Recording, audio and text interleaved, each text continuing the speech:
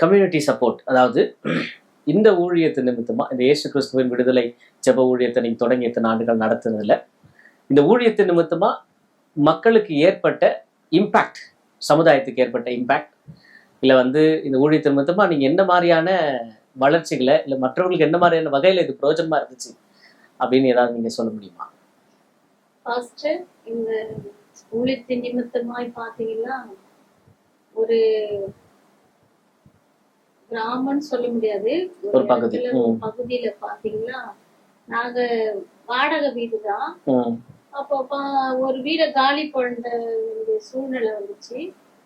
அப்போ அந்த எங்க ஜபத்துக்கு செவ்வாய்க்கிழமை பிரேயருக்கு ஒரு சிஸ்டர் வருவாங்க. அவங்க அந்த கிராமத்துல ஒரு வீடு கட்டிட்டு ரொம்ப நாளா பூட்டியே வச்சிருந்தாங்க. எதனால பூட்டி வச்சிருந்தாங்கன்னா, அந்த ஊர்ல பாத்தீங்கன்னா சுத்தமா வாலிப பிள்ளைங்க எல்லாம் பாத்தீங்கன்னா கஞ்சா, சாராயம், இப்படி பல பழக்கத்துல அடிமையா இருந்தாங்க. அப்புறம் பெண்கள் பாத்தீங்கன்னா தவறான பழக்கம், அங்க வேலைக்கெல்லாம் போக மாட்டாங்க. இப்படிதான் எப்ப பாரு சண்டை சண்டை. சண்டையில பாத்தீங்கன்னா ரத்தத்தை பார்க்காம விடவே மாட்டாங்க அந்த ஊர்ல. அப்போ அவங்க அந்த ஊருக்கு அந்த வீட்டுக்கு போறதுக்கு அவங்க பயந்து பாஸ்டர் கிட்ட சொன்னாங்க, இந்த மாதிரி சாவி கொடுக்குற பாஸ்டர், நீங்க போயிட்டு அங்க இருங்க, நீங்க இருந்தா எங்களுக்கு ஆசீர்வாதம், ஒரு ஊழியக்காரர் இருக்கணும், எனக்கு ரொம்ப ரொம்ப நீண்ட நாள ஆசை, அந்த வீட்டுல நீங்க தான் இருக்கணும்ட்டு சாவியை கொடுத்து ஒரு 3 மாசமா இவர்கிட்டதான் இருந்துச்சு. இவரு என்கிட்ட சொல்லவே இல்லை. அதுக்கப்புறம் பாத்தீங்கன்னா வீட்டு ஹவுஸ் ஓனர் எங்களை காலி பண்ண சொல்லிட்டாங்க. அந்த சூழ்நிலையில பாத்தீங்கன்னா ஒரு வீடு அந்த சிஸ்டர் சாவி கொடுத்து 3 மாசம் ஆகுது, அந்த வீடு போய் பார்க்கலாம் அப்படின்னு சொன்னார். அந்த வீட்டை போய் பார்க்கும்போது பாத்தீங்கன்னா அந்த வீட்டு எதிர்க்க பாத்தீங்கன்னா ஒரு லாரி குப்பை, ஒரே துர்நாற்றம். ஆனா வீடு புது வீடு, குப்பை. அங்க இருக்கிற ஆட்கள்லாம் சரியான ஆட்கள் இல்ல, சரியான பேச எல்லாம் வாய் திறந்தாவே பலவித பேசுறாங்க. அப்படி இருக்கும்போது வீடு மட்டும் நல்லா இருக்கு, பெரிய வீடு, மட்ட மாடி வீடு. அப்போ பாத்துட்டு இந்த குப்பைய பாத்துட்டு அங்க இருக்கிற ஆட்கள்ல பாத்துட்டு, நம்ம 2 பிள்ளைங்க வச்சிருக்கோம், இங்க நம்ம வரும்போது பிள்ளைங்க ஒழுங்கா வளர மாட்டாங்க, நம்ம ஊழியத்துல இருக்கிறோம், பாஸ்டருங்க எல்லாம் வருவாங்க, விசுவாசிங்க எல்லாம் வருவாங்க அப்படின்னு சொல்லிட்டு வேண்டாம் சொல்லிட்டாரு. அப்ப நான் போய் பார்க்கும்போது நல்லா வீடு அழகா இருக்கு. அங்க இருக்கிற ஜனங்களும் குப்பைய பார்த்து எனக்கு சரி அப்படின்னு சொல்லிட்டு நானு வேணாங்க, நம்ம இதெல்லாம் இந்த குப்பையை எடுத்துட்டா கூட நல்லா இருக்கும், நம்ம அவங்களுக்காக நம்ம ஜெபிக்கலாம், ஆண்டவர் ஒரு திட்டம் வச்சிருப்பாரு, ஒரு சிட்டம் இருக்கும், ஏன் நம்மள 3 மாசம் வச்சிருந்தோம் சாவி, ஏன் இங்க ஆண்டவர் கொண்டு வர்றாரு, ஒரு முகாந்தரம் இல்லாம ஆண்டவர் எந்த இடத்துக்கும் நம்மள அனுப்ப மாட்டாரு, எது வழியும் நம்ம இருக்கிறோமோ இருக்கலாம், அவர் சித்தத்தை நிறைவேற்றணும் அப்படின்னு சொல்லும் போது வேண்டாவே வேண்டான்னுட்டு. ஏன்னா பாவம் உள்ள ஜனங்க மத்தியில நம்ம வாழ முடியாது, ஊழியத்தை செய்ய முடியாது. அதுக்கப்புறம் ஒரு பிரதர் அவரும் ஊழியம் செய்யறாரு, அவரும் அந்த வீட்டை பார்த்தாரு. பாஸ்டர் அதெல்லாம் ஒண்ணும் இல்ல பாஸ்டர், நான் இதெல்லாம் கிளீன் பண்ண சொல்றேன். அவர் டாக்டர், ஹெல்த் இன்ஸ்பெக்டர், அவர் நம்ம ஊழியத்துல இருந்தாரு, ஹெல்த் இன்ஸ்பெக்டரா இருந்ததுனால இதெல்லாம் நான் கிளீன் பண்ண வச்சிடறேன் அப்படின்னு சொன்னாரு. ஆனா அவர் பண்ணல. ஆனா நீங்க வாங்க பாஸ்டர், நல்லா இருக்கு வீடு அப்படின்னு சொல்லிட்டு போயிட்டாரு. அதுக்கப்புறம் எங்களை வீடு காலி பண்ணுங்க அப்படின்னு சொல்லிட்டு ரொம்ப இக்கட்டான சூழ்நிலை, அந்த வீட்டுக்கு வந்துட்டோம். 2017 அந்த வீட்டுக்கு நாங்க கூட்டிட்டு போனோம். போன பிறகு எல்லாம் எங்களை ஆச்சரியமா பாக்குறாங்க. ஏன்னா அங்க இருக்கிற ஊழியக்கார அம்மா, ஊழிய பாஸ்டருங்க எல்லாம் கலர் ட்ரெஸ், ஊழியக்கார அம்மா எல்லாம் இந்த உலகத்தார் மாதிரிதான் அங்க இருப்பாங்க ஊழியத்துல. மத்தபடி ஆண்டவருக்காக அர்ப்பணிப்பு இல்லாத அவங்களோட அந்த ஆட்கள் மாதிரிதான் அவங்களும் இருப்பாங்க. அப்ப எங்களை பார்க்கும்போது ஆச்சரியமா எங்களை பார்த்தாங்க. அதுக்கப்புறம் கொஞ்சம் கொஞ்சமா எங்களோட பேச ஆரம்பிச்சு பழகி, அங்க முஸ்லீம், அதுக்கப்புறம் பாத்தீங்களா எல்லா இனத்தாரும் கலந்த மாதிரி இருந்தாங்க. அப்போ நாங்க போயிட்டு சரி இப்படியே இருக்கிறோமே அப்படின்னு சொல்லிட்டு, நான் சின்ன பிள்ளைங்க ஊழியத்த ஆரம்பிக்கிறேன், நம்ம சர்ச்சில இருந்து பிள்ளைங்களை டான்ஸ் ஆட வசனம் சொல்ல வைக்க சில பிள்ளைங்களே நம்ம பிள்ளைங்களை வச்சு ஆரம்பிக்கலாம்னா பசங்க ஒரு அப்படியே ஆரம்பிச்ச பிறகு ஒரு 30-40 பிள்ளைங்க மாடி மேல ஊழியத்தை செஞ்சோம். அதுக்கப்புறம் பாத்தீங்கன்னா ஏரியா பிரேயர் வைப்போம். திங்கட்கிழமையானா ஏரியா பிரேயர் மாலையில வைப்போம். 5 மணிக்கு ஸ்டார்ட் பண்ணா 7 மணிக்கு ஒரு 2 ஹவர். அதுலயும் பாத்தீங்கன்னா அங்க இருக்கிற ஜனங்களுக்கு தெரு பேர் வச்சு ஜெபிப்போம். ஒவ்வொரு ஸ்ட்ரீட் பேர் நேமு, அதுக்கப்புறம் அந்த குடும்பங்களுக்காக ஸ்தோத்திரம் பண்ணுவோம். இப்படி ஏரியா பிரேயர்ல பண்ணேன். அதுக்கப்புறம் வெள்ளிக்கிழமை உபவாச ஜெபம்னு ஒரு 30-40 பேர் கூடி ஜெபிச்சோம். பெண்களா கூடி ஜெபிச்சோம். அதுலயும் பாத்தீங்கன்னா ஒரு நல்ல அர்ப்பணிப்போடு நாங்க ஜெபிப்போம். 10 மணில இருந்து 3 மணி வரையும் ஜெபிப்போம். ஜெபிச்ச பிறகு கர்த்தர் வந்து அதிகமா கிரியை செய்ய ஆரம்பிச்சிட்டாரு. அங்க இருக்கிற பிள்ளைங்களுக்கு பாத்தீங்கன்னா ஒரு ஃபீவர் ஏதாகில ஒரு பலவீனம்னா மந்திரவாதி தான் தேடி போவோம். அங்க இருக்கிறவங்க மந்திரவாதி தான் தேடி போவோம் ஒரு பலவீனத்துக்காக. ஆனா இங்க ஜெபிக்கிற ஜெபம் பாத்தீங்கன்னா ஜெபிக்க முஸ்லிம்காரங்க, இந்துக்காரங்க, எல்லா புறஜாதி இனத்தாரங்க எல்லாம் வந்து ஐயா இருக்காங்களா, அம்மா ஜெபிங்கம்மா, ஐயா இருக்கிறாங்களா அப்படின்னு கேட்ட தட்டுவாங்க. என்னம்மா ஆச்சுன்னா பையன் சாப்பிடல, குழந்தை சாப்பிடல, ஜுரம் வந்துச்சு, இந்த மாதிரி தூங்க மாட்டேன்றான், அப்படி சில பிரச்சனைக்காக ஜெபிக்க வர ஆரம்பிச்சுட்டு கிறிஸ்துவின் அன்பை ஏசப்பா விடுதலை தருவார். நம்ம ஜெபிச்சுமானா சர்ச்சுக்கு போனா விடுதலை, ஏசப்பாவை நம்ம அவரை வேண்டணுமானா நம்மளுக்கு விடுதலை கிடைக்குன்னு சொல்லிட்டு எல்லா ஜனங்களும் அங்க இருக்கிற ஜனங்கள்லாம் ஆண்டவரை பத்தி அறிய ஒரு வாய்ப்பு கொடுத்தாரு. அது மாத்திரமல்ல ஒரு சகோதரி அங்க கேன்சர்ல பாதிக்கப்பட்டிருந்தாங்க. நாங்க வீடு பார்க்க ஃபர்ஸ்ட் நாள் போகும்போது அந்த சிஸ்டர் பாத்தீங்களா சாப்பிட்டு ரொம்ப நாள் ஆகுதான் கேன்சர்ல, அப்படியே சாப்பிடாமலே ரொம்ப ஒல்லியா ஆயிட்டு இருந்தாங்க. அப்போ வந்து ஐயா பார்த்தோன்னே ஐயா இந்த மாதிரி வாங்க கொஞ்சம் ஜெபிங்க அப்படின்னு சொல்லும் போது நாங்க 2 பேரா போனோம். போன பிறகு அவங்கள ஜெபிச்ச பிறகு அவங்க எழுந்து நடந்தாங்க, தண்ணி குடிச்சாங்க, அதுக்கப்புறம் ஆகாரம் சாப்பிட்டாங்க. அது ஃபர்ஸ்ட் ஆண்டவரே இங்க கொண்டு வந்ததுக்கு ஒரு முகாந்தரம். இங்கதான் ஆண்டவர் வர சொல்றாரு. எங்களுக்கு ஒரு திட்டமா ஆண்டவர் நடத்துறத பார்க்க முடியுது, ஒரு அந்த விடுதலை பார்க்க முடிஞ்சிச்சு. அப்போ வரலாமா அப்படின்னு சொல்லிட்டாரு ஐயா.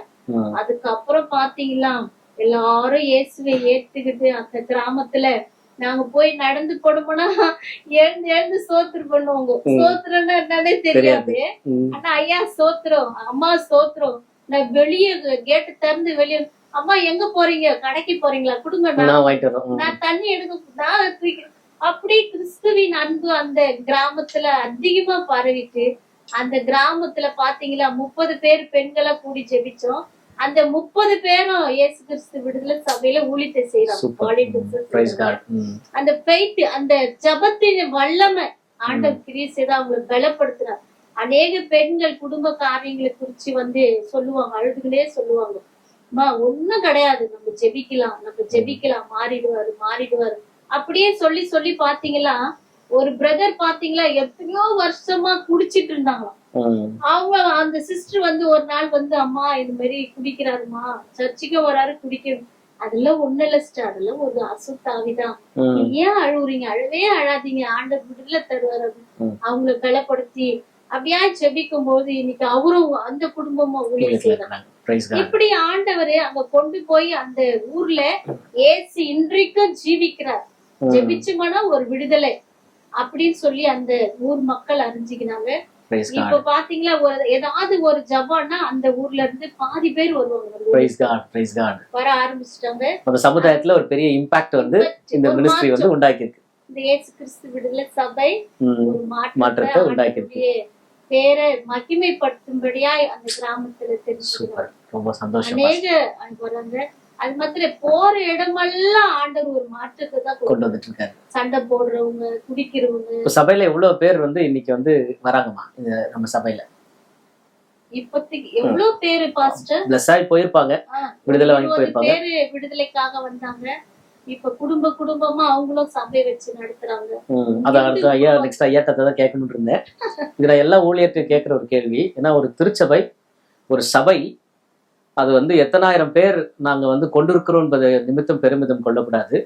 எத்தனை பேரை உருவாக்கி அனுப்பி இருக்கிறோம் அதை நிமித்தமா பெருமிதம் கொள்ளணும். அந்த கேள்விதான் இப்போ மத்தியில் நான் வைக்க விரும்புறேன். எத்தனை ஊழியர்களை நீங்க உருவாக்கி அனுப்பியிருக்கீங்க? 15 ஊழியர்கள்.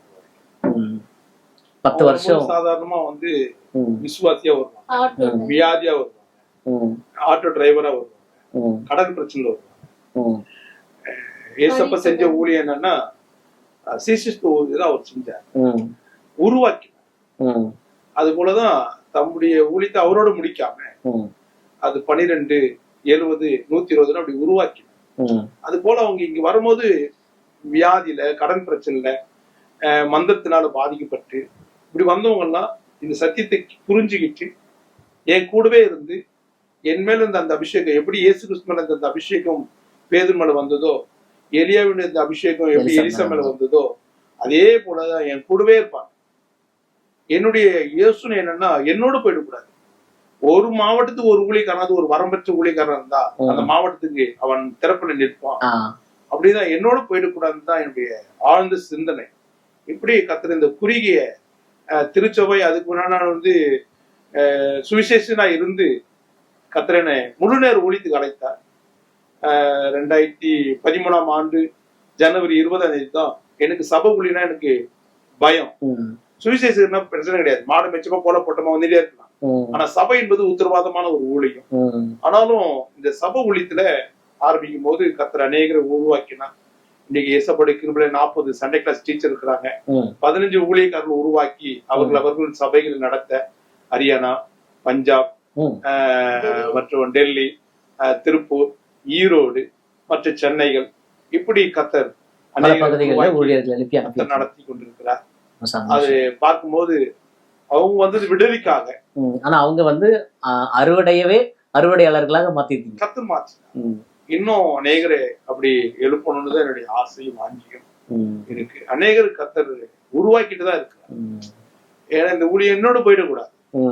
எனக்கு பிறகு அநேக ஆயிரங்கள் உருவாக்கணும். ஆனா எதிர்பார்த்து ஊழியம் செய்யக்கூடாது, பணத்துக்காக ஊழியம் செய்யக்கூடாது. அப்படின்னு தான் உருவாக்க மாட்டோம். அவங்க தியாகம் பண்ணணும், ஒரு அர்ப்பணிப்பு. உலக வேலையை காட்டிலும் உன்னதமான வேலை. அதற்கு அவங்களை தயார்படுத்தி அந்த ஆத்மா பாரத்தோடு ஜெபிக்கிறவங்களை பார்த்துட்டே இருப்பேன், கண்காணிச்சுட்டே இருப்பேன். எப்படி பேதுரு ஆண்டவரை வாலண்டியா கூப்பிட்டாரோ அது போல கண்காணிச்சுட்டே இருப்பேன். இவன் நிப்பானா, சோதனை நிப்பானா, இல்ல விழுந்துருவானா, பின்வாங்கி போயிடுவானா, இதெல்லாம் கவனிச்சுட்டே இருந்து அவங்கள தனியா கண்காணிச்சுட்டே இருப்பேன். அப்புறம் அவங்களை ஊழியத்துக்குள்ள கொண்டு வருது. முதல்ல வாலண்டியர்ஸா கொண்டு வருவேன், அதுல கீழ்படுகிறானான்னு பார்ப்பேன். ஒவ்வொரு பகுதியை எடுத்தோடனே அவங்க கையில ஊழித்து கொடுத்துருவாங்க. ஒவ்வொன்றுத்தையும் கவனிப்பேன். இந்த சோதனை நிக்கிறாங்களா, கீழ்படுகிறாங்களா, அர்ப்பணிக்கிறாங்களா, இதுக்கு கரையம் செலுத்துறாங்களா, இதெல்லாம் கண்காணிப்பேன். ஏன்னா குரங்கு கையில பூமாலை கொடுத்த போல ஆயிடக்கூடாது, தடி எடுத்தோம் நீ தண்டல்காரன் சொல்ற போல ஆயிடக்கூடாது. ஏன்னா இதுக்கு ஒரு கரையம் செலுத்தும். இயேசு கிறிஸ்து கரையம் செலுத்தாம நம்ம எல்லாம் வரலையே. ஆமா. அடுத்து ஒரு முக்கியமான கேள்வி. இந்த கேள்வி கொஞ்சம் மக்களுக்கு இது எப்படி இருக்கும்னு தெரியல, ஆனா அது தெரியப்படுத்த வேண்டிய கட்டாயத்துல இருக்கும்னு நான் நம்புறேன். நான் கேள்விப்பட்ட வரையிலும் உங்களோட சபையினுடைய சட்டத்திட்டங்கள், நேரம், இது எல்லாத்துலயும் கொஞ்சம் வித்தியாசமாகவும் கொஞ்சம் விசேஷமாகவும் நீங்க வைப்பீங்கன்னு சொல்லி கேள்விப்பட்டிருக்கிறேன். ஆமா, அது என்ன மாதிரியான சட்டத்திட்டங்கள், என்ன மாதிரியான நேர அமைப்பு, ஏன் அப்படி நீங்க அதுல ரொம்ப முக்கியத்துவம் செலுத்துறீங்க? முதலாவது, இது சட்டம்ன்றது பைபிள் தான். நமக்கு பைபிள் தான் நமக்கு ஒரு சட்டமே. பைபிள் எல்லா விதத்துக்கும் அது பைபிள் வார்த்தையை நமக்குள்ள கொண்டு வரும். ஆசீர்வாதம் மாத்திரம் எடுத்துக்கூடாது, அது ஒரு சட்ட புத்தகமா எடுத்துக்கணும். அது ஒரு பிரமாண புத்தகம், அது ஒரு உபதேச புத்தகம். இதுக்கெல்லாம் நம்ம கீழ்ப்படி, அப்பதான் வேதத்தினுடைய ஆசீர்வாதம் நமக்குள்ள வரும். வேதத்தை படிச்சுட்டா மட்டும் போதாது, கர்த்தருடைய வேதத்தின்படி நடக்கிற உத்தம மாற்றத்தான் பாக்கியவான்னு சொல்லுவோம். இப்ப ஆதி திருச்சபை எல்லாம் பாத்தீங்கன்னா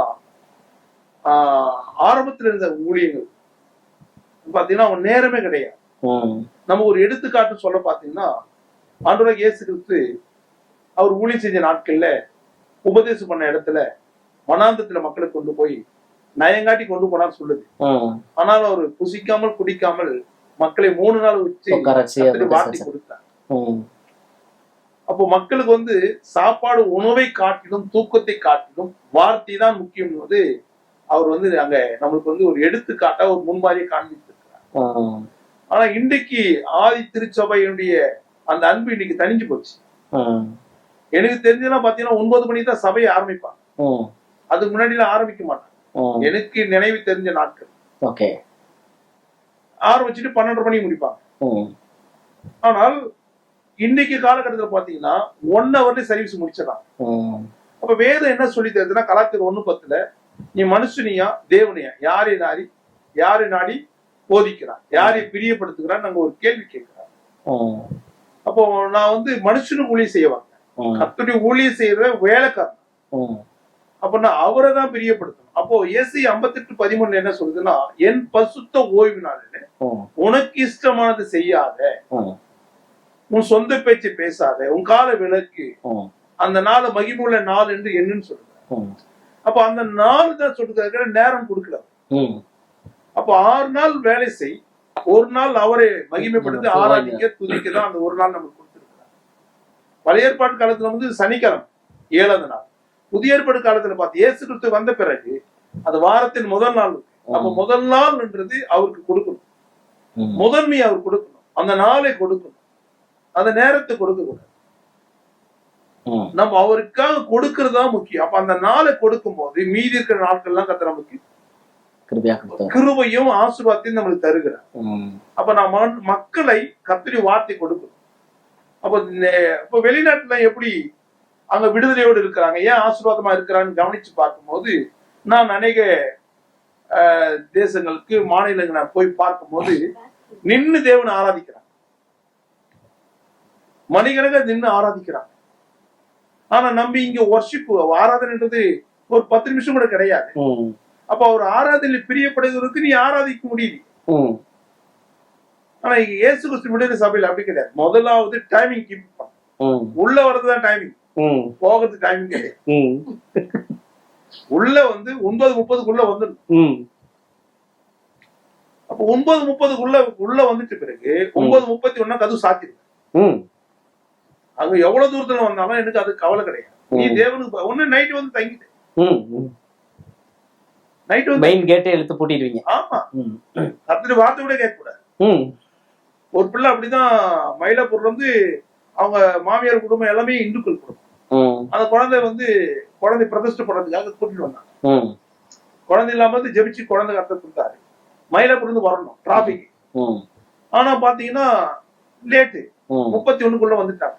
உள்ள வர முடியாது, வெளிதான் நிக்கணும். ஒரு காவல்துறை அதிகாரி ஒரு எஸ்பியா பணியாற்றினாரு. அவருக்கு நான் பிரசங்கம் பண்ண கூப்பிட்டேன். நான் சொல்லிட்டேன் 9:30 உள்ள வாங்க, 31 நீங்க வீட்டுக்கு போயிடலாம். என்ன பாஸ்டர் அப்படின்னு சொன்னாரு.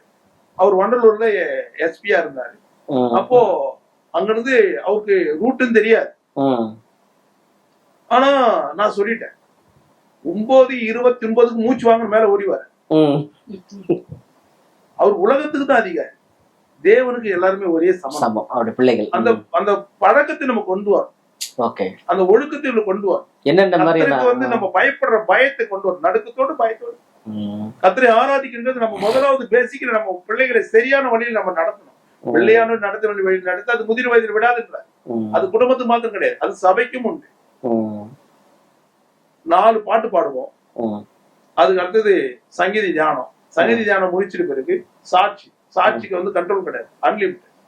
கர்த்தர் அவங்க செஞ்சது சொல்ல போறாங்க, பணம் கொடுத்து சொல்ல வைக்கணும். எவ்வளவு பேர் வந்து சாட்சி சொல்லுவாங்க? அது கிட்டத்தட்ட 2 மணி நேரம் கூட போகும் சாட்சி டைம். அப்ப டைமிங் கிடையாது, அது அன்லிமிட்டட். அப்ப இப்பதான் வந்து சபை வந்து பிரசங்கத்துக்கு எவ்வளவு நேரம், அதுக்கு அடுத்தது வர்ஷிப் ஆராதனை இருக்கு. ஓகே, அந்த ஆராதனை வந்து 1.5 மணி நேரம் 2 மணி நேரம் போகும். ஓகே, நின்னு தேவனை ஆராதிக்கும்.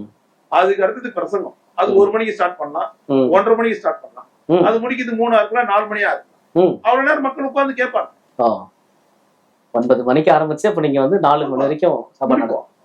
திருவந்த ஆராதனை பசுத்த பந்தி நாட்கள் பாத்தீங்கன்னா 6 மணி கூட அந்த நாள் தானே சொல்லிருக்கிறாரு, நேரம். இன்னைக்கு ரொம்ப பேருக்கு வந்து ஏசாயா 58:13 தெரியாது. மக்களை தான் பாத்துக்கிறாங்க, மக்களுக்காக நம்ம ஊழியம் செய்ய வர. அதுதான் அடுத்த கேள்வி, நான் அதுதான் கேட்க வந்தேன். நீங்க ஒவ்வொரு பதில் சொல்லும் பொழுதும் இப்படிதான் செய்யணும், இதைதான் செய்யணும்னு நீங்க வந்து ஒரு மேற்கோள் அடிக்கோள்கிட்டே நீங்க சொல்லிட்டே வரீங்க. ஸோ அதனால இந்த கேள்வி வந்திருக்கு. இன்னைக்கு வளர்ந்து வருகிற இளம் தலைமுறையினருக்கு அல்லது இளம் ஊழியர்களுக்கு உங்களுடைய அட்வைஸ் என்னவா இருக்கும்? இன்றைக்கு இருக்க பிள்ளைங்கள் பாத்தீங்கன்னா, பிள்ளைங்கள் சொல்வதை காட்டிலும் ஊழியக்காரர் தான் நான் என்ன முதல் சொல்லணும். ஏன்னா ஊழியக்காரர் சரியா பிள்ளைகளை நடத்தினாங்கன்னா, ஏன்னா வேத வசனம் என்ன சொல்லுதுன்னா, தன் குடும்பத்தை நடத்தாத சபையை எப்படி விசாரிப்பான்னு சொல்லுவாங்க. அப்ப குடும்பத்தை நடத்தணும். முதல் தலைவன் போது முதல் குடும்பத்தை நடத்தணும். அது போலதான் பிள்ளையே சரியா நடத்தணும். ஒரு பிள்ளை பாத்தீங்கன்னா திருமணம் பண்ணி ஒரு வீட்டுக்கு போவாங்க, அந்த வீட்டுல சரியா சமைக்கிறேன்னா மனைவி திட்ட மாட்டான், உங்க அம்மா என்ன சொல்லி கொடுத்தாதான் திட்டம். அது போலதான் சபை. அப்போ அந்த வாலிப பிள்ளைங்களுக்குள்ள முதலாவது இந்த கட்டு போட்ட சுடிதார் அனுமதி கிடையாது, புருவத்தை ஒதுக்க கூடாது, தாடி விடக்கூடாது, ஃப்ரெண்ட்ஸ் தாடி அது எந்த தாடியும் கிடையாது. அதுக்கு அடுத்தது பாத்தீங்கன்னா பங்கு விடக்கூடாது, நகை பாலிசி போடக்கூடாது, மருதாணி போடக்கூடாது, பச்சை குத்தக்கூடாது. இதெல்லாம் வேத வசனம் இருக்கு. ஆனா இதெல்லாம் நம்ம சொல்லி தர்றது இல்லை. ஏதோ சபைக்கு வந்துட்ட, சபைக்கு வர்றது பெருசு இல்ல, சபைக்கு எல்லாரும் வருவான், ஆனா பரலோகத்துக்கு வரும். சபை என்பது பரலோகத்துக்கு கொண்டு போதான் சபை. சபைக்குள்ள எல்லாரும் வருவான், சபைக்கு வருவான் வருகைக்கு வந்துட முடியாது. இன்னைக்கு எல்லாரும் நினைச்சிட்டாங்க சபைக்கு நீங்க வரதே பெரிய விஷயம். பெரிய விஷயம் இது கிடையாது, பரலோகத்துக்கு வர வைக்கதான் பெரிய விஷயம்.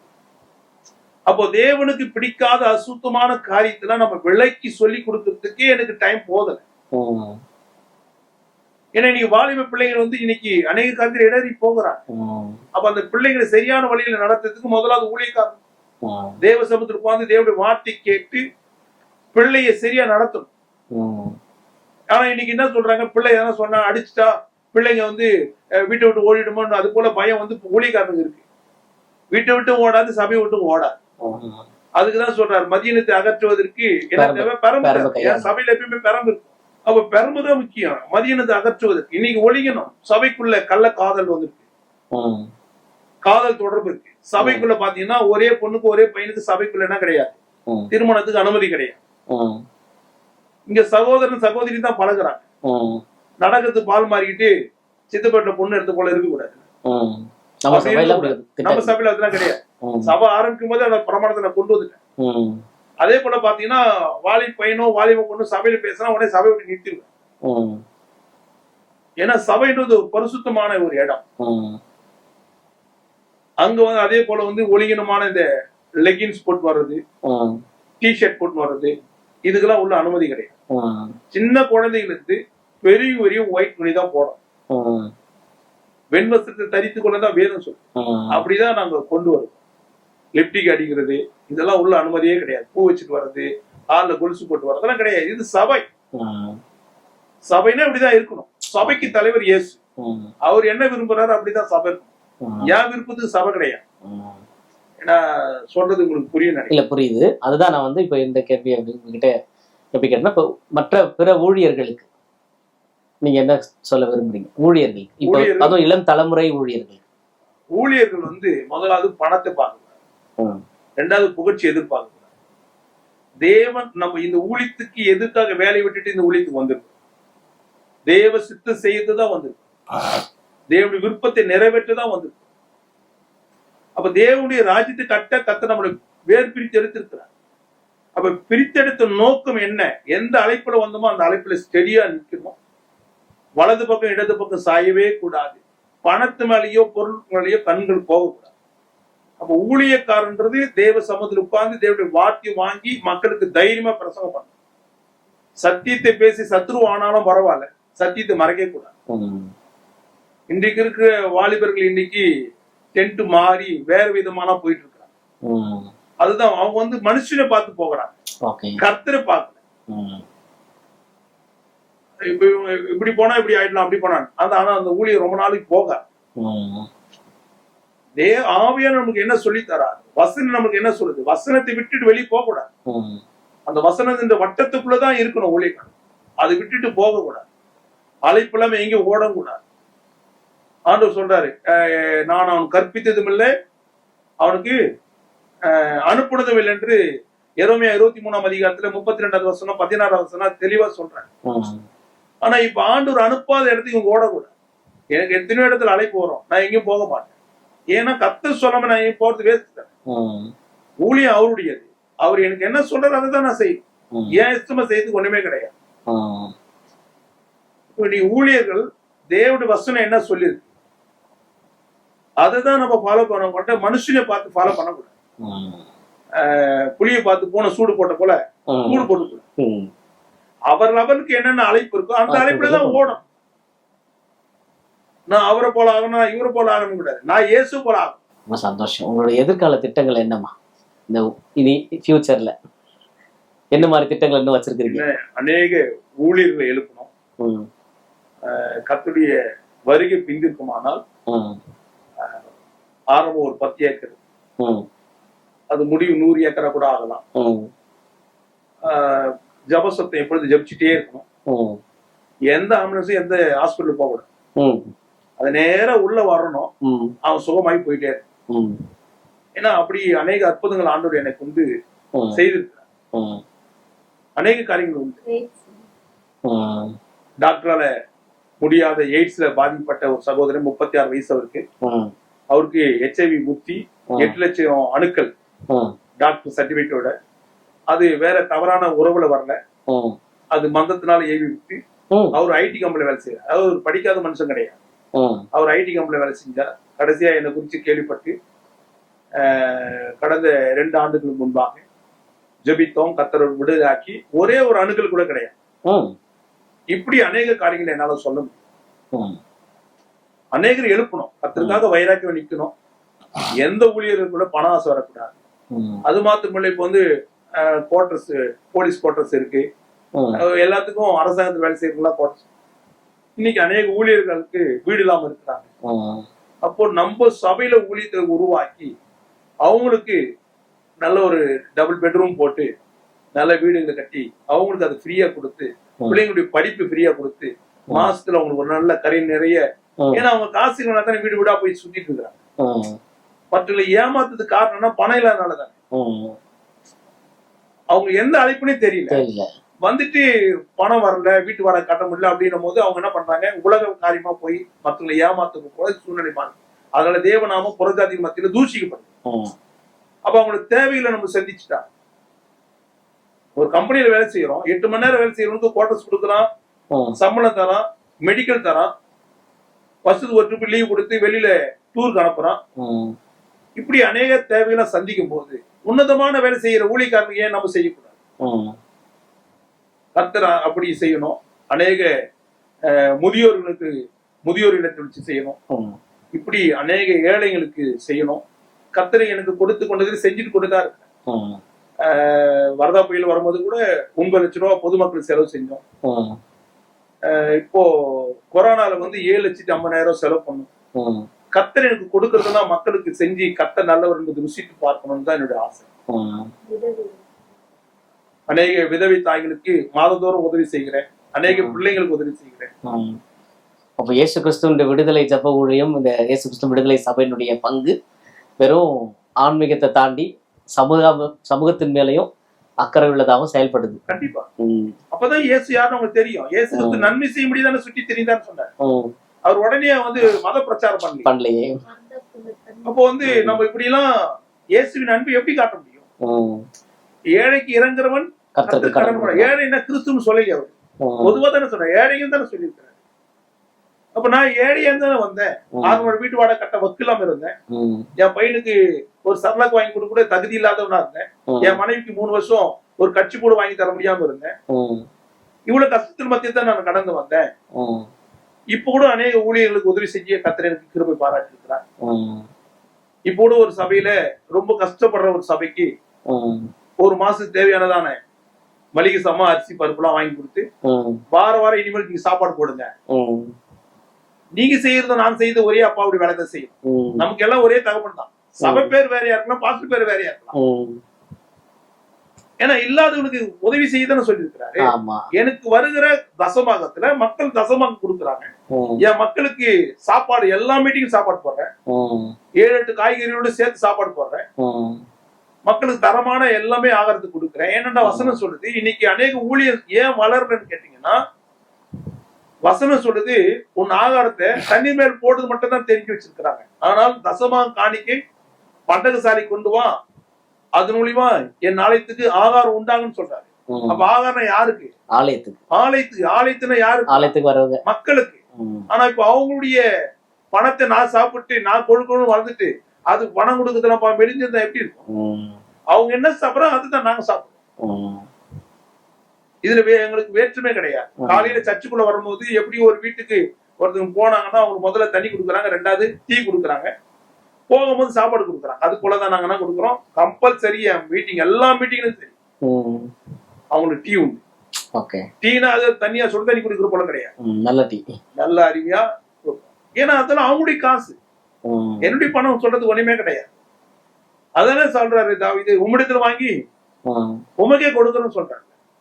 அப்ப மக்கள்கிட்ட வாங்கி நம்ம மக்களுக்கே கொடுக்கணும். இது போக ஏழைகள் மக்களுக்கு உதவி செய்யணும். எங்க சபை விசுவாசிங்க யாருக்காவது உடம்பு சரியில்லைன்னா அவங்க உடனே பார்த்து அவங்க தேவைகளை சந்திக்கணும். அப்ப இந்த சிறியருக்கு எது செய்றீங்களோ அது எனக்கே செய்யுது. அப்ப வசனத்தின்படி நம்ம நடந்தா ஊழியத்தை கத்தர். நான் ஒண்ணுமே இல்லாம தான் வந்தேன், ஒரு சைக்கிள் கிடையாது, எனக்குன்னு சொல்றது ஒண்ணுமே கிடையாது. இதெல்லாம் கத்தர் எனக்கு பிச்சியா ஈவாய் கத்தர் போட்டார். நான் ஒன்னையும் கொண்டு போறது கிடையாது. அப்ப இன்னைக்கு ஊழியத்துல நம்ம கற்றுக்கொள்ள வேண்டியது, கொடுக்கிற இடத்தில் கத்தர் பிரியமா இருக்கு. அப்ப நம்ம கொடுக்க கற்றுக்கொள்ளணும். கொடுக்க கொடுத்துட்டே இருக்கும். நான் அதை நேற்று கூட ஒரு ஊழியக்காரன் சொன்னேன், இன்னும் அநேக சபையில நான் தாங்கணும். எனக்கு சபை பாகுபாடு கிடையாது, நம்ம எல்லாரும் சேர்ந்து ஒரே அப்பாவுடைய வேலை செய்யணும். உங்க சபையில முடியல எனக்கு கத்தர் கொடுத்துருக்கிறார். அப்போ என் சபையில வர தசமாகத்தை எடுத்து அதுல நான் ஒரு பங்கு எடுத்து என்ன பண்றேன், எனக்கு ஒரு தலைமை சபை கிடையாது, நான் அங்க அனுப்புறது. அப்ப நான் மறுபடியும் என்ன பண்ணணும், நான் மற்றும் போதிக்கிறோம், நான் எப்படி இருக்கணும் முதல்ல இருக்கணும். அப்ப நான் வந்து என்ன பண்ணணும், எனக்கு வர தசமாகத்தை நான் எடுத்து அதுல இருந்து ஒரு பங்கு என்ன பண்றேன், மற்ற ஊழியத்தை தாங்க. இப்படி ஆண்டவர் எனக்கு கற்றுக் கொடுத்து. சூப்பர். ஒரு பர்சனல் கேள்வி, ரெண்டு பேருக்கும் பொதுவான ஒரு கேள்வி. உங்களோட தனிப்பட்ட குடும்ப நேரம் அல்லது குடும்ப ஜபம், உங்க ரெண்டு பேருக்குள்ள நேரங்கள் இந்த ஊழிய வளர்ச்சினால அது எந்த வகையில பாதிக்கப்படுதா, இல்ல நேரங்கள் இருக்குதா முதல்ல? அது மாதிரி ஐயா வந்து உங்களோட நேரம் செலவிடுறாரா, இல்ல நீங்க அவரோட நேரம் செலவிடுறீங்களா? உங்களுக்கான பிரைவேட் ஸ்பேஸ் இருக்குதா இல்லையா? பிரைவேட் தனிப்பட்ட முறையில டைம் கொடுக்குறது மிக குறையும். என்னன்னா என்ன சொல்ல போனா என்னை பத்தி மிக பத்தி சொல்றதுக்கு ஒண்ணு இல்லை. ஏன்னா எனக்கு ஒரு 108 பேர் அடுத்தது. எங்க போன் கால் வரும், எங்க போவீங்க தெரியாது, எங்க போறேன்னு அவங்களோட சொல்லிட்டு போக மாட்டேன். அவங்களும் எங்க இருக்குன்னு எனக்கு போன் பண்ணி கேட்க மாட்டாங்க. அது எத்தனை நாள் நான் வெளியில ஊழியத்துல இருந்தாலும் சரி, ஊழியத்துக்கு போயிட்டு போனாலும் சரி, பிள்ளைங்க ஸ்கூல் கிளம்பிட்டாங்களா, சாப்பிட்டாங்களா, படுத்தாங்களா விசாரிக்க மாட்டேன். போனும் இருக்கு. ஊழியத்துக்கு போயிட்டா ஊழியத்தோட இருக்கும். வீட்டுக்கு வந்தாதான். அது உங்களுக்கு கடினமா இருக்காதா? அது உங்களுக்கு கடினமா இருக்காதா? என்ன விசாரிக்கல, ஒரு பாட்டு போறாரு வராரு.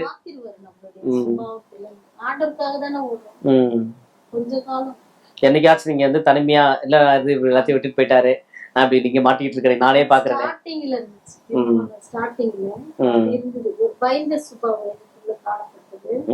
இருட்ட பார்த்த பயப்படுவேன், வெளியே வர மாட்டேன். அப்ப வந்து இவரு சொல்லவே மாட்டாரு, வேலூர்ல இருப்பாரு, 5 நிமிஷத்துல வர. என் வேலூர் எங்க இருக்குன்னு தெரியாது, 5 நிமிஷம் வேலூர்ல இருந்து வர முடியுமான்னு தெரியாது. அப்படிங்களான்னு சொல்லிட்டு உள்ளவே இருப்பேன்.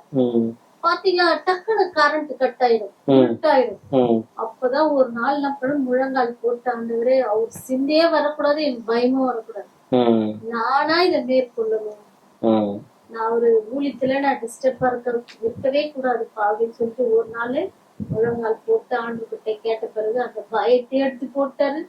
அதுக்கப்புறம் பாத்தீங்கன்னா அவர் எதுவுமே கேட்க மாட்டேன், எங்க போறீங்க, எங்க வரீங்க, எங்க இருக்கீங்க. நானும் போன் பண்ண மாட்டேன், அவரும் பண்ண மாட்டேன். யாரும் பசிச்சா ஆகாரம் கேட்டா கொடுப்பேன், நல்லா சாப்பிட்டேன்னா அவ்வளவு. அவர் ரூம்ல அவர் போயிடுவார், பிள்ளைங்களும் போக மாட்டாங்க. நாங்க எங்களுக்குள்ள இருப்போம், 4 பிள்ளைங்க. அவர் தனியாவே இருப்பார். கர்த்தருக்கு ஸ்தோத்திரம். அப்படியே மாத்திடுறாரு. உங்களோட தனிப்பட்ட ஜெப நேரம் ஆண்டவரோட எவ்வளவு நேரம் பாஸ்டர்? அவருக்குள்ள 24 மணி நேரம் பிரேயர்ல தான் இருப்பீங்க. போன்ல ஜெபிச்சு இல்ல மற்றவர்களுக்கு விடுதலை நிமித்தமா மன்றாடி ஜெபிக்கிற ஜெபம், அதை தாண்டி நீங்க தனிப்பட்ட முறையில ஆவியானவரோட நீங்க வச்சுக்க முடியாது. அது எதுவும் வந்து இந்த ஊழிய பொறுப்புனால பாரத்தினால டிஸ்டர்ப் ஆகுது. வந்து நீங்க சுவிட்ச் ஆஃப் பண்ணுங்க அப்படின்னு சொல்லுவாங்க. அப்படி சுவிட்ச் ஆஃப் பண்ணி ஒரு 4 பேர் இறந்துட்டாங்க. என் போனை சுவிட்ச் ஆஃப் பண்ணாங்க. சில ஆலோசனை கொடுத்தாங்க, நீங்க வந்து கொஞ்சம் ரெஸ்ட் எடுக்கணும், உங்களுக்கு தூக்கம் அவசியம், நீங்க இன்னும் அநேகத்துக்கு தேவை அப்படின்னு சொல்லுவாங்க. ஆனா வேதம் சொல்றது இஸ்ரவேலை காக்கிறவர் உறங்குவதும் இல்லை தூங்குவதும் சொல்லுங்க. அப்ப அவருடைய வேலை செய்கிறோம், நம்ம எப்படி தூங்க முடியும்? அப்படின்னு. ஆனா சில ஆலோசனைகள் மூத்த ஊழியர்கள்லாம் சொல்லுவாங்க. ஆனா அவங்களுடைய அழைப்பு வேற, அவங்களுடைய தரிசனம் வேற, என்னுடைய அழைப்பு வேற, என் தரிசனங்கள் வேற. தீர்க்க தரிசனம் சொல்ற ஊழியம் வேற, மக்களுக்காக ஆத்மா பாரத்தில் நின்று போராடி விடுதலை வாங்கி கொடுக்கற ஊழியம் வேற. ஆமா, அவங்க சொல்லிட்டு போயிடலாம், அது நடக்கும், நடக்காம போகலாம். ஆனா இது அப்படி கிடையாது. அவங்க விடுதலை வாங்கி கொடுக்கறவரையும் நம்ம திறப்பட்டு. அதனால எனக்கு டைமிங் எப்பயுமே என் போன் வந்து என் தலைக்கும் அதுக்கும் ஒரு 1/2 அடி இல்ல 1 அடி டிஃபரெண்டா தான் வச்சிருக்கேன். எந்த டைம்லயும் போன் வந்துட்டே இருக்கும். ஏன்னா பகல்ல இந்தியா போன், இரவுல எனக்கு இரவு, அவங்களுக்கு பகல். ஓகே. அப்போ அதுக்கு வந்து நான் வந்து சுவிட்ச் ஆஃப் பண்ண முடியாது. ஏன்னா வர்றது எல்லாமே என்கிட்ட வந்து பேதுரு சொன்ன போல என்கிட்ட வெள்ளியும் இல்ல பொண்ணும் இல்ல, அவருதான். அப்ப அது இப்ப காலையில கூட பாருங்க, நானு 12 மணி மேலே ஆயிடுச்சு, காலை டிஃபன் சாப்பிட்டேன். எல்லாருக்கும் சாப்பிட முடியல. ஏன்னா பெங்களூர்ல இருந்து ஒரு எமர்ஜென்சி போன் வந்து, அவர் வந்து ஒரு ஊழியர் செய்கிற ஒரு ஊழியர். அவர் பாத்தீங்கன்னா அவருடைய மகள் வந்து திடீர்னு கத்தர் விட்டு விலகி போகக்கூடிய ஒரு சூழ்நிலைக்குள்ள காணப்பட்டாங்க. அவர் என்ன செய்யறது, அவர் வயசு 68. அப்புறம் என்னை குறித்து கேள்விப்பட்ட பிறகு நைட்டு போன் பண்ணி ஜெபம் பண்ணேன். இல்லையா ஒரு ஆசிரமத்துக்கு போறேன்னு சொல்றான், எனக்கு ரொம்ப கஷ்டமா இருக்கு, இனிமேல் என்ன தேடக்கூடாது, நான் ஆசிரமத்துல போய் தங்கிடுவேன்னு சொல்லிட்டேன். அப்புறம் அவங்க எனக்கு நைட் போன் பண்ணும்போது ஜெபம் பண்ணேன், ஆண்டவர் வீட்டை விட்டு வெளியே போக கூடாது, நான் காலையில போயிடுவேன், நான் எந்த அட்ரஸ் சொல்ல மாட்டேன், எங்க போறேன்னு சொல்ல மாட்டேன்னு சொல்றேன். அவர் பதற்றமா வெளியில வந்து கார்ல இருந்து எனக்கு போன் பண்றேன். அவருக்கு தமிழ் தெரியாது, இன்னொரு டிரான்ஸ்லேட் பண்றாங்க. அப்போ போன் பண்ணி ஜெபிச்சேன். அவங்க நித்திரை கத்து தருவார், சிந்தை கட்டி நல்லா தூங்குவான், நீங்க எழுப்பவே எழுப்பாதீன்னு சொல்லி ஒரு 10 நிமிஷம் ஜெபிச்சு விட்டுட்டேன். காலையில எனக்கு 8 மணிக்கு போன் வந்து 8 மணிக்கு போன் வந்து என்னன்னு கேட்டா இன்னொரு எழுந்துருந்தேன். ஆமா, ஜெபிச்சும் தூங்கி. தூக்கம் என்பது ஒரு விடுதலை. ஏன்னா ஒரு பிரியமான இன்பமான நித்திரை. இன்னொன்னு சரீரத்துல விடுதலை வந்து உடம்பு வேர்க்கும். ஜெபிக்கும் போது உடம்பு வேர்க்கும். நம்ம அவங்க போன் பண்ணி கேட்டா அவங்க சொல்லுவாங்க, உடம்பு வேர்க்குதா பாருங்க சொல்லிட்டீங்க. ஆமா, வேர்க்கும். அது ஒரு விடுதலை காட்டுது. அப்போ திருப்பியும் வந்து எனக்கு 11:30 மணிக்கு போன் பண்றேன். பாஸ்டர், நீங்க வந்து நேர வாங்க, நான் உங்களை பார்க்கவே பார்க்கல, இப்படிப்பட்ட அற்புதத்தை எங்களால நம்ப முடியல, இதுவரை தூங்கிட்டே இருக்கிறான். அப்படி 24 மணி நேரம் போன் வந்துட்டே இருக்கும். மக்களுக்காக நம்ம திறப்பட்டு ஜெபிக்க வேண்டிய ஒரு கட்டாயத்துக்குள்ள. இதுக்கு தூக்கம் கிடையாது, நேரத்துக்கு சாப்பிட முடியாது. மெழுகு எப்படி உருகுனாதான் வெளிச்சம் கொடுக்கும், அது கூட சரிகளும். ஆனா இந்த சரீரத்திலயும் அவ்வப்போது வர பலவீனங்கள் பார்த்தீங்கன்னா கர்த்தர் வந்து இது பலனா நிக்கிறாரு. கர்த்தர் தான் பலப்படுத்துறாரு. என் பலவீனத்திலே பலன் பூர்ணமா விளங்குன்ற வார்த்தையை நம்ம இங்க பாக்கணும். நேரத்துக்கு சாப்பிட முடியாம நமக்கும் வந்து வார்த்தை தான் சொல்லுதுல, ஒருவன் 44 மாத்திரம் இல்ல வார்த்தையில பிறப்பான். சரி, ரொம்ப சந்தோஷம் பாஸ்டர், தேங்க்யூ. உங்க டைமுக்கு ரொம்ப நல்லா இருந்துச்சு. நேயர்கள் உங்களுக்கு ரொம்ப பிரயோஜனமா இருக்கும்னு நான் நம்புறோம். உங்களோட அனுபவ சாட்சி இது வந்து வெறும் சாட்சி அல்ல, இது வந்து அநேகருடைய வாழ்க்கையை உயிர்ப்பிக்கிற சாட்சி, அநேகர் வாழ்க்கைக்கு பிரயோஜனம் உள்ள சாட்சி. நிறைய காரியங்களை கற்றுக்கொள்வதற்கும் கர்த்தர் எப்படி நடத்த முடியும் அப்படின்னு அவருடைய நாமம் பலத்த துருகம். அது வந்து ரொம்ப வல்லமையுள்ள நாமம். அவர் நாமத்தின் நிமித்தம் அநேகர் விடுதலை பெற்ற காரியத்தையும், மருத்துவர்களால் குணப்படுத்த முடியாத வியாதியையும், பலரால சரி செய்யவே முடியாத பிசாசின் போராட்டத்தையும் கட்டுகளையும் இயேசு கிறிஸ்து விடுதலை ஆக்கியிருக்காரு. அதற்கு ஆண்டவராக இயேசு கிறிஸ்து தெரிந்து கொண்ட ஒரு பாத்திரம் ஐயா தான். ஒரு எளியவனையும் ஒரு சிறுமையாகவும் ஒரு இடத்துல இருந்து அவர் சொன்னது மாதிரி 8th ஸ்டாண்டர்ட் மேலே அவரால் படிக்க முடியல, ஒரு மெக்கானிக் ஷெட்ல பைக் மெக்கானிக் வேலை பார்த்துட்டு இருந்த ஒரு மனுஷனை, கடன் பிரச்சனைக்கு பயந்து ஊரை விட்டு ஓடி மறிச்சிடலான்னு நினைச்சிட்டு இருந்த சத்துவமற்ற ஒரு மனுஷனை இன்னைக்கு அநேகருக்கு வந்து சத்துவம் நிறைந்தவர்களாய் மாற்றும்படியா மாற்றியிருக்காருன்னு சொன்னா இதுதான் இயேசு கிறிஸ்துவின் அன்பு. இதுதான் இயேசு கிறிஸ்து ஜீவிக்கிறார், இன்றைக்கும் அவர் உயிரோடு இருக்கிறார்ன்றதுக்கு ஒரு உயிருள்ள சாட்சி இவங்க தான். அவங்க குறிப்பிட்ட அந்த ஃபினான்ஷியல் இஷ்யூஸ், அந்த பொருளாதார நெருக்கடியிலையும் அந்த அவமானத்திலையும் அதை கடந்து வந்த போர்ஷன் தான் ரொம்ப முக்கியம் அவங்க லைஃப்ல. அவங்க சொன்ன சாட்சியில இருந்து அதை எப்படி அவங்க கடந்து வந்திருக்காங்கன்னு சொன்ன வந்து ஜெபம், ஒவ்வொரு நாளும் ஜெபம், டெய்லி ஜெபம், அதிகாலையில ஜெபம். ஸோ அவங்க 2 பேரும் முதல்ல இணைஞ்சு கணவன் மனைவியா குடும்பமா முதல்ல ஒருமனப்பட்டாங்க. எங்க 2 பேர் 3 பேர் ஒருமனப்படுறாங்களோ அவங்க மத்தியில நான் வருவேன் ஆவியான நமக்கு வாக்கு கொடுத்தபடி அவங்க ஒருமனப்பட்டு ஜெபிக்கும் பொழுது ஆண்டவர் அந்த ஜெபத்தை கேட்டிருக்காரு. வெறும் அந்த ஜெபத்தை மாத்திரமல்ல, சாலமோன் வேண்டிய காரியத்தை அல்ல வேண்டாத காரியத்தை சேர்த்து கொடுத்த மாதிரி இவங்க ஜெபிச்சு தான் அந்த காரியத்தை மேற்கொண்டிருக்கிறாங்க. அதோடு மாத்திரம் இல்லாம அவங்க வேண்டாத அல்லது அவங்க எதிர்பார்க்காத கிருபை வரங்களை கொடுத்து அந்த கிருபை வரங்கள் வழியா ஒரு ஊழியத்தை ஆண்டவர் பில்ட் பண்ணி இந்த 14 இயர்ஸ்ல வந்து அவங்க சொல்ற சாட்சியின்படி கிட்டத்தட்ட ஒரு 14 வருஷம் தான். ரொம்ப சமீபம், ரொம்ப காலம் இல்லை, ரொம்ப சமீபத்துல ரொம்ப விரைவா ரொம்ப வேகமா இப்படிப்பட்ட ஒரு ஊழியத்தை ஆண்டவர் எழுப்பி இப்படி பல லட்சங்களுக்கு வந்து ஆசீர்வாதமா வைக்க முடியும்னு சொன்னா நிச்சயமா உங்களையும் அவர் மாற்ற முடியும். நிச்சயமா உங்க வாழ்க்கையை கொண்டும் உங்களை குறிச்சும் இந்த காட்சியை இந்த காணொலியை பார்த்து கொண்டிருக்கிற ஒவ்வொருவரை குறித்தும் ஒரு தனித்துவமான ஒரு அழைப்பையும் தனித்துவமான ஒரு நோக்கத்தையும் கத்த வச்சிருக்காரு. அதை நீங்க உணர்ந்து கொள்ளும்படியா நான் வந்து இந்த காணொலி உங்களுக்கு உதவும் என்று நாங்கள் நம்புகிறோம். தொடர்ந்து கர்த்தருக்கு சித்தமானால் இதோட அடுத்த பகுதியை நம்ம வந்து சந்திப்போம். இப்போதைக்கு நம்ம வந்து இதை ஜெபிச்சு முடிப்போம். அருமையான பாஸ்டர் அம்மா ஜெபம் பண்ணி இந்த செஷனை முடிக்கும்படியா உங்களை தாழ்மையா கேட்டுக்கிறோம். அன்பும் இரக்கமும் நிறைந்த பிதாவே, நன்றி உள்ள இருதயத்தோடு ஸ்தோத்திரிக்கிறையா. அருமையான இந்த நேரத்துக்காய் மக்கள் நன்றி செலுத்துகிறோம், ஸ்தோத்திரிக்கிறையா. இந்த நாளில கூட ஆண்டவரே அப்பா உடைய வார்த்தையினால ஆண்டவரே அநேகருக்கு பிரயோஜனமாய் காணப்பட கர்த்தர் நீர் எங்களை கொண்டு வந்தீங்க. அருமையான ஊழியரோடு இடைப்பட்டதுக்காய் மக்கள் நன்றி செலுத்துகிறப்பா, ஸ்தோத்திரிக்கிறையா. ஆண்டவரே இந்த நாளில கூட ஆண்டவரே இந்த ஊழியத்தை ஆசீர்வதிங்க. இது அநேகர் காணும் பொழுது அப்பா ஸ்தோத்திரிக்கிறையா உமக்கென்று எழும்பி பிரகாசிக்கக்கூடிய ஜனங்களாய் மாறட்டையா. ஊழியத்துல ஒரு எழுப்புதலை கர்த்தர் கட்டளையிடும்படியா ஜெபிக்கிறோம். ஆண்டவரே மற்ற தோய்ந்து போய் விடாய்த்து போய் ஆண்டவரே காணப்படுகிற ஜனங்கள் மத்தியில இதை கேட்கும் போது ஆண்டவரே அப்பா ஸ்தோத்திரிக்கிறையா விடாய்த்து போன ஆத்மாவை பார்த்து மனதுருகுகிற தேவன் நீரப்பா ஸ்தோத்திரிக்கிறையா. இந்த நாளில் ஆண்டவரே எல்லாராலும் கைவிடப்பட்ட சூழ்நிலையில ஆண்டவரே எப்படி வாழ்வது என்று ஆண்டவரே காணப்படுகிற ஜனங்கள் ஆண்டவரே இயேசுவே அப்பா நீர் அப்பா ஸ்தோத்திரிக்கிறையா அவனுடைய மனதுருக்கத்தை அறிந்தவராப்பா ஸ்தோத்திரிக்கிறையா. இந்த நாளில் ஆண்டவரே அவளை தூக்கி எடுத்து அவனுடைய கண்ணீரலாய் கழிப்பாய் மாற்றும்படியாய் செபிக்கிறேனப்பா ஸ்தோத்திரிக்கிறையா. ஆண்டவரே இது மற்றவர்களுக்கு ஆண்டவரே போய் சேரவும் இதை காத்துற ஒவ்வொருவரையும் இருதயத்தை கட்ட தொடும்படியாய் செபிக்கிறேனையா. இதற்காக உழைத்த ஒவ்வொரு பிள்ளைகளும் கருத்துல கொடுக்கிறேன். அருமையான ஊழியர் ஆண்டவரே அப்பா ஸ்தோத்திரிக்கிறையா. பாஸ்டருக்காய் ஸ்தோத்திரம். அவரைய கர்த்தர் ஆசீர்வதிங்க, அவர் குடும்பத்தை ஆசீர்வதிங்கப்பா. இந்த ஆண்டவர இடத்துல காணப்படுகிற எல்லா காரியத்தில கர்த்தர் ஜெயத்தை கொடுங்கப்பா. ஒரு ஊழியத்தை இன்னும் பெருக செய்யுங்க, ஆசீர்வதிங்க.